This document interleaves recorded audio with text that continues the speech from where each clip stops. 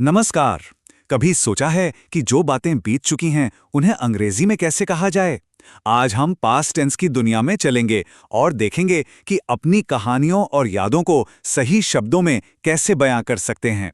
तो चलिए शुरू करते हैं। देखिए, ये सवाल सिर्फ ग्रामर का नहीं है, ये हमारी रोजमर्रा की जिंदगी का हिस्सा है। चाहे दोस्तों को कल रात की पार्टी के बारे में बताना हो या फिर अपने बचपन की कोई मीठी सी याद, सही टेंस का इस्तेमाल आपकी बात में जान डाल देता है ना? तो आज हम इन 4 टेंसेस को समझने वाले हैं।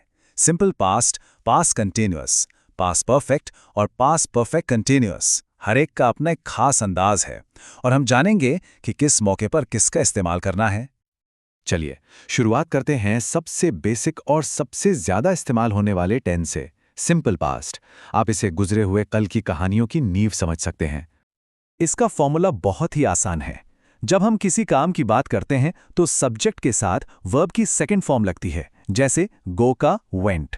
और जब किसी के होने या ना होने की बात करते हैं तो सब्जेक्ट के साथ वॉज या वर का इस्तेमाल होता है, सिंपल। तो सिंपल पास्ट का इस्तेमाल होता कहाँ है? पहला, उन कामों के लिए जो पास्ट में शुरू हुए और पास्ट में ही खत्म हो गए। और दूसरा, किसी की पुरानी आदत बताने के लिए, जैसे ही ऑलवेज केम टू सी मी, मतलब वो हमेशा मुझसे मिलने आता था। और एक मजेदार बात, वाक्यों में यस्टरडे, लास्ट नाइट, अगो जैसे शब्द एक हिंट की तरह होते हैं। जब भी ये दिखें तो समझ जाइए कि बात सिंपल पास्ट टेंस की ही हो रही है।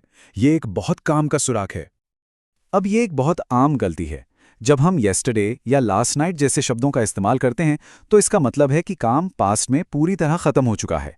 इसलिए हैज़ कम या हैज़ कंप्लीटेड कहना गलत है।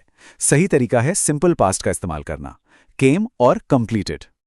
सिंपल पास्ट का एक और बड़ा ही दिलचस्प इस्तेमाल है हमारी अधूरी इच्छाओं को बताना। जब हम आज में खड़े होकर किसी ऐसी चीज की कल्पना करते हैं जो असल में सच नहीं है, तब हम इस टेंस का जादू देखते हैं। जैसे ये मशहूर उदाहरण है, I wish I were a bird, काश मैं एक पक्षी होता। हम जानते हैं कि ये सच नहीं है, ये बस एक कल्पना है। इसीलिए यहाँ आई के साथ वॉज नहीं बल्कि वर का इस्तेमाल होता है, जो इस कल्पना को और मजबूत बनाता है। चलिए अब आगे बढ़ते हैं पास्ट कंटिन्यूअस की तरफ। इसका इस्तेमाल ये बताने के लिए होता है कि पास्ट में कोई काम कुछ समय तक चल रहा था, मतलब एक्शन इन प्रोग्रेस था। जैसे मैं कल इस समय पढ़ रहा था। इसका फॉर्मूला भी एकदम सीधा है। सब्जेक्ट के साथ वॉज या वर लगाना है और फिर वर्ब में आईएनजी जोड़ देना है। बस ये दिखाता है कि काम चल रहा था, खत्म नहीं हुआ था। इसका इस्तेमाल हम दो खास सिचुएशन में करते हैं।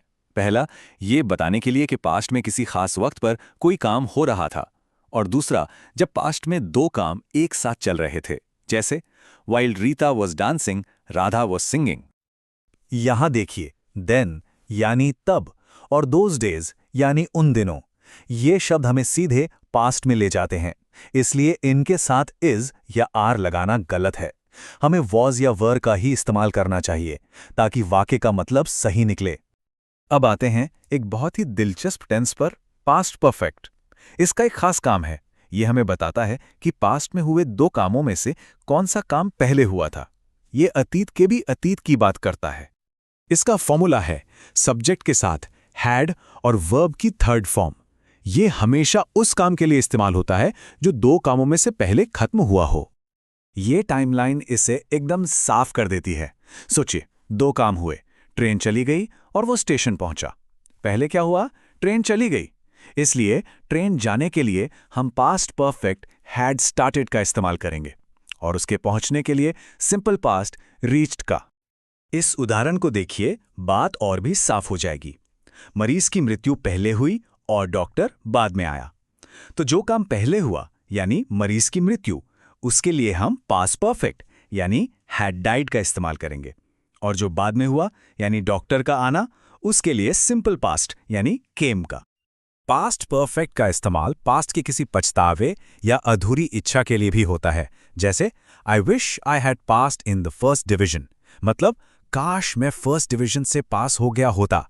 ये एक ऐसी बात है जो पास्ट में नहीं हो पाई और जिसका अब अफसोस है। और अब आते हैं हमारे आखिरी पास्ट टेंस पर, पास्ट परफेक्ट कंटीन्यूअस। इसका पूरा फोकस इस बात पर होता है कि पास्ट में कोई काम कितनी देर तक यानी किस ड्यूरेशन तक चला। अच्छा, इसका फॉर्मूला थोड़ा लंबा लग सकता है, पर यह बहुत लॉजिकल है।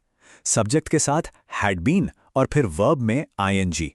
ये हमें बताता है कि पास्ट में कोई काम कुछ समय के लिए चल रहा था। तो इसका इस्तेमाल तब होता है जब कोई काम पास्ट में शुरू हुआ, कुछ देर तक चला और फिर पास्ट में ही किसी दूसरे काम के होने से पहले खत्म हो गया। जैसे they had been dancing for 2 hours, वो 2 घंटे से नाच रहे थे। तो अतीत भले ही बीत गया हो, पर उसे शब्दों में फिर से जिंदा करने की कला अब हमारे पास है। इन टेंसेस की मदद से हम अपनी कहानियों को और भी बेहतर तरीके से सुना सकते हैं। तो अब अगली बार आप अपनी कहानी कैसे सुनाएंगे?